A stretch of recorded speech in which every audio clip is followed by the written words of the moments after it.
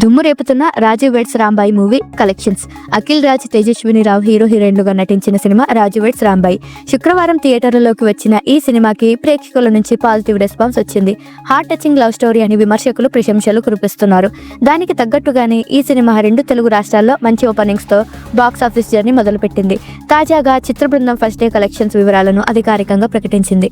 రాజు weds Rambai movie తొలి రోజు collections Andhra Pradesh, తెలంగాణలో 1.47 రూపాయల గ్రాస్ వసూలు రాబట్టినట్లు మేకర్స్ తెలిపారు.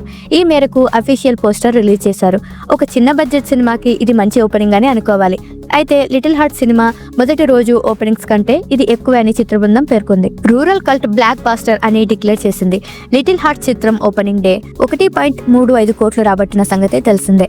ఫస్ట్ డే ట్రెండ్ చూస్తుంటే మౌత్ టాక్ తో రాజు వెడ్స్ రాంబాయి సినిమా మంచి వసూళ్లను దక్కించుకుంటుందని ట్రేడ్ వర్గాలు అంచనా వేస్తున్నాయి.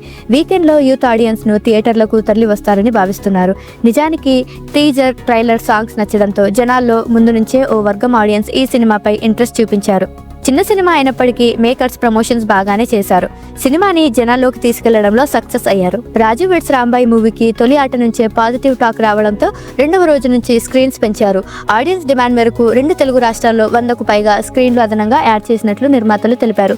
ప్రియదర్శి, ప్రేమంటే, Allari Naresh, 12A railway colony వంటి మరో 2 చిత్రాలు పోటీలో ఉన్నప్పటికీ రాజు వెడ్స్ రాంబాయి సినిమాకి డీసెంట్ ఆక్యుపెన్సీ కనిపిస్తోంది.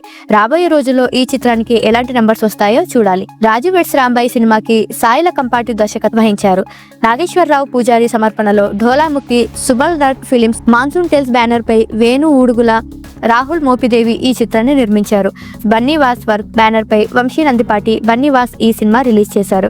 ఈ చిత్రంలో శివాజీ రాజా, చైతన్య జొన్నలగడ్డ, అనితా చౌదరి, కవిత, శ్రీరంగం కీలక పాత్రలు పోషించారు. సురేష్ బొబ్బిలి సంగీతం సమకూర్చారు.